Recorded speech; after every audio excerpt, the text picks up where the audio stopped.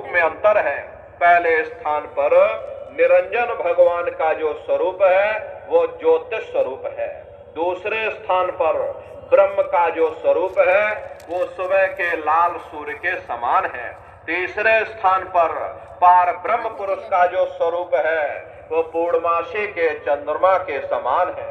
चौथे स्थान पर सोहंग पुरुष का जो स्वरूप है वो दोपहर के सूर्य के समान महाप्रकाशवान स्वरूप है। वहां के धनी का दर्शन करने के बाद ताके परे धाम सतनामा, बीन बजे सतलोक ठिकाना। सोहंग देश के ऊपर वो पांचवा देश आता है जिसे महात्माओं ने सचखंड देश कह करके याद किया।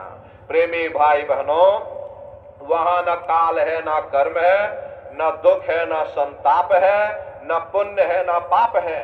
जो जीवात्माएं वहां पर पहुंच जाती हमेशा के लिए जन्म मरण के बंधनों से आजाद हो जाती हैं। वहां के जो मालिक हैं वो सत्पुरुष भगवान हैं जिनके रोम रोम में खरबों खरब सूरज चांद सितारे प्रकाशवान।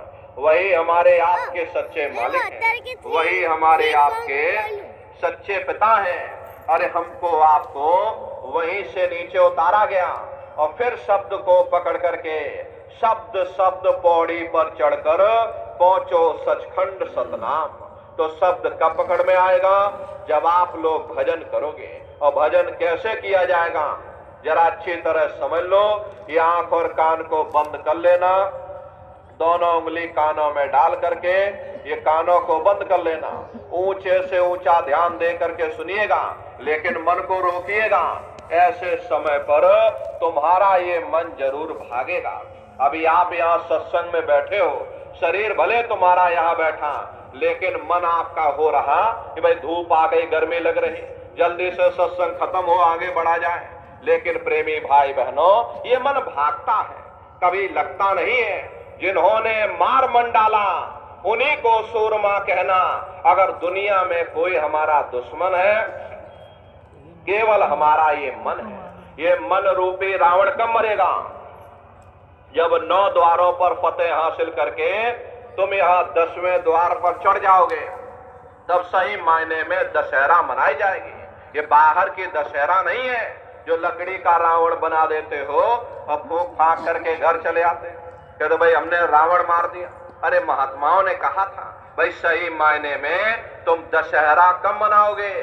जब 9 द्वारों पर फतेह हासिल करके तुम यहाँ 10वें द्वार पर चढ़ जाओगे, तब सही मायने में विजयदशमी मनाई जाएगी।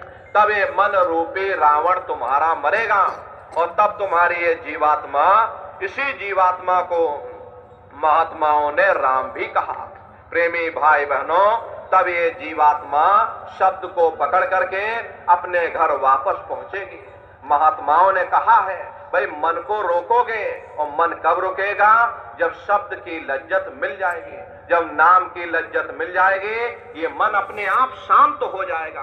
प्रेमी भाई बहनों, भिखारी से कहा जाए भाई 10 रुपया हमको दे दो, वो मरने मारने को तैयार हो जाएगा, लेकिन 10 रुपया आपको नहीं देगा। लेकिन 20 रुपए का नोट उसकी मुट्ठी में आप रख दो, 10 रुपए वाली मुट्ठी अपने आप ढीली हो जाएगी। कारण क्या है? कारण यही है कि मन को जब तक दुनिया की लज्जत से, दुनिया के सुख से ऊंचा सुख नहीं मिलेगा, तब तक तुम्हारा ये मन दुनिया के सुख को नहीं छोड़ेगा। धुन सुनकर मन समझाई, कोट जतन यह मन नहीं जागे।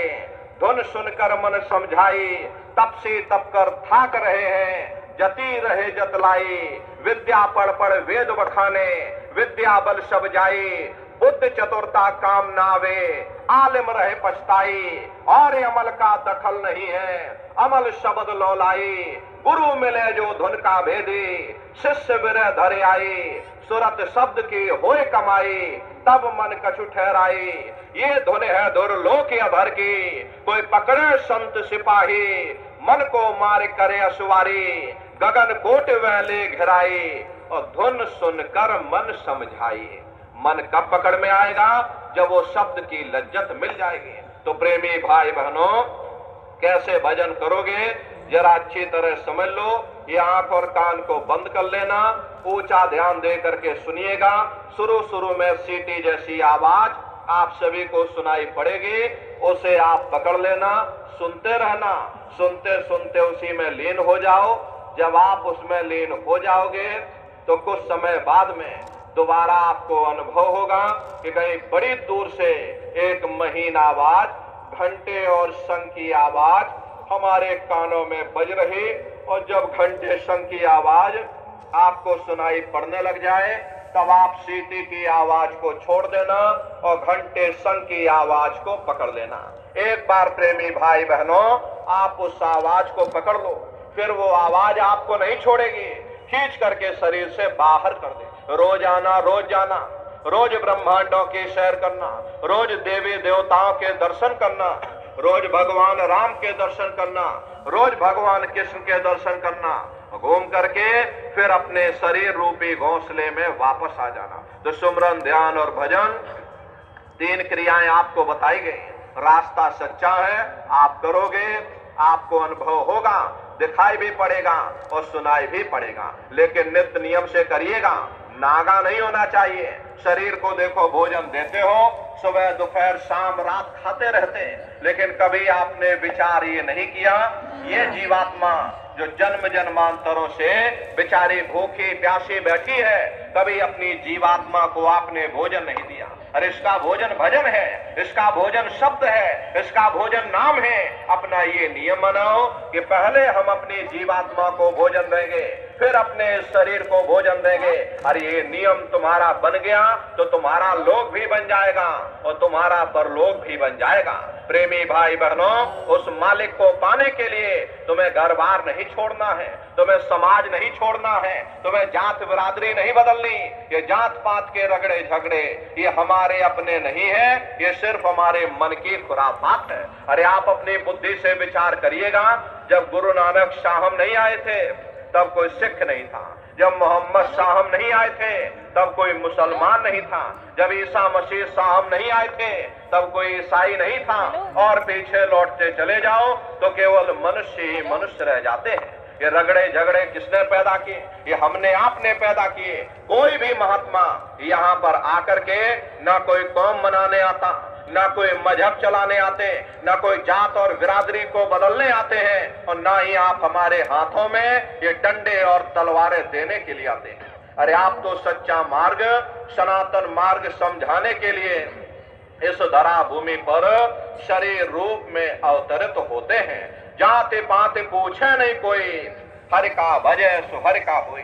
प्रेमी भाई बहनों, महात्मा कोई जात बिरादरी नहीं देखते, महात्मा कोई ऊंच नीच नहीं देखते, महात्मा कोई भेदभाव नहीं करते। अगर महात्माओं ने भेदभाव किया होता तो देखो भगवान राम जंगलों में रहने वाली आदिवासी महिला शबरी का जूठा बेर भगवान राम नहीं खाते।